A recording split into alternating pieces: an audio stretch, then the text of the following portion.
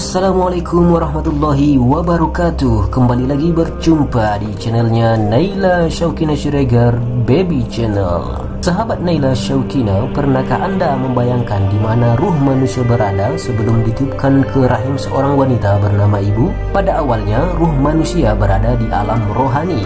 Kemudian Allah Subhanahu wa taala meminta persaksian kepada ruh bahwa Allah Subhanahu wa taala adalah Tuhan dan pencipta manusia. Di saat itu Allah bertanya, "Bukankah aku Tuhanmu yang telah menciptakanmu?" Kemudian ruh menjawab, "Ya, kami bersaksi Engkaulah Tuhan kami." Setelah melalui persaksian di alam rohani, kemudian Allah Subhanahu wa taala mengirimkan ruh manusia ke dalam janin atau rahim ibu. Setelah di alam rahim, kemudian Allah Subhanahu wa taala kembali meminta persaksian kepada janin, apakah sang janin sudah siap untuk dilahirkan ke dunia.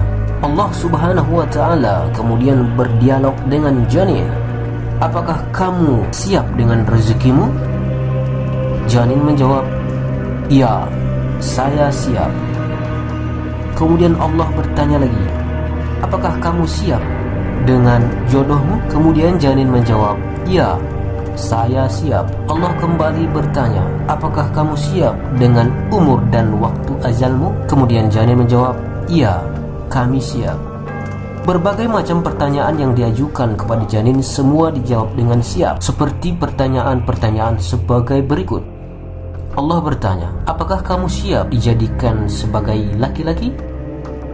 Janin menjawab, "Siap." Allah kembali bertanya, "Apakah kamu siap dengan hidup kaya?"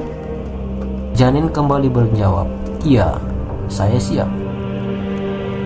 Allah kembali bertanya, "Apakah kamu siap dengan berbagai penyakit?" Janin menjawab, "Iya, saya siap."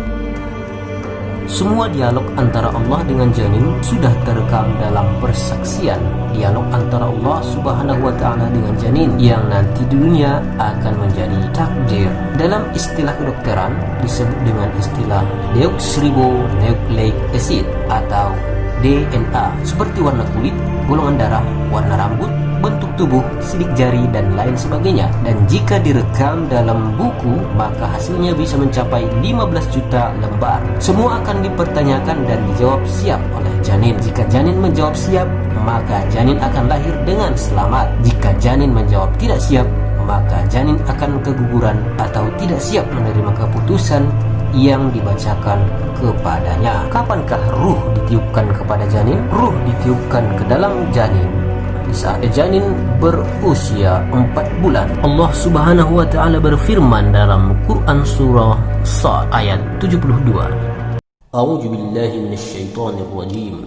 Wa idza sawaituhu wa nafakhtu fihi min ruhi faq'u lahu sajidin.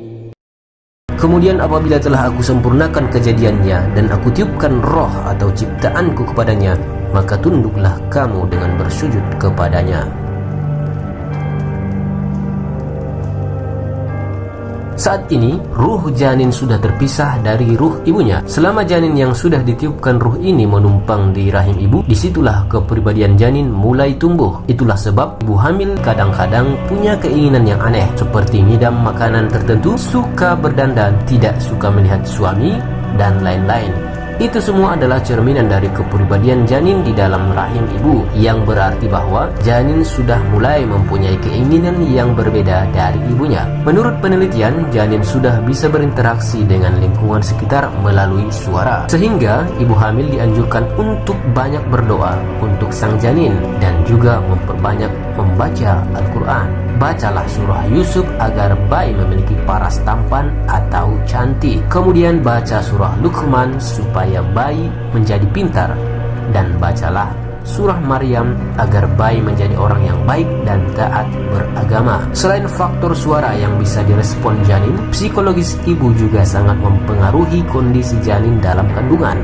Sehingga di saat hamil, ibu hamil disarankan untuk menghindari stres, marah-marah, murung, dan sebagainya. Karena akibatnya di saat bayi sudah dilahirkan ke dunia, maka bayi akan menjadi pemalu, tidak percaya diri, minder, suka murung, karena sudah mendapat tekanan batin di saat di alam kandungan. Sahabat Naila Syaukina Siregar Baby Channel, demikianlah informasi seputar perjalanan ruh saat ditiupkan ke dalam janin. Semoga dapat menjadi motivasi dan meningkatkan keimanan dan rasa syukur kita kepada Sang Pencipta Allah Subhanahu wa taala. Wassalamualaikum warahmatullahi wabarakatuh.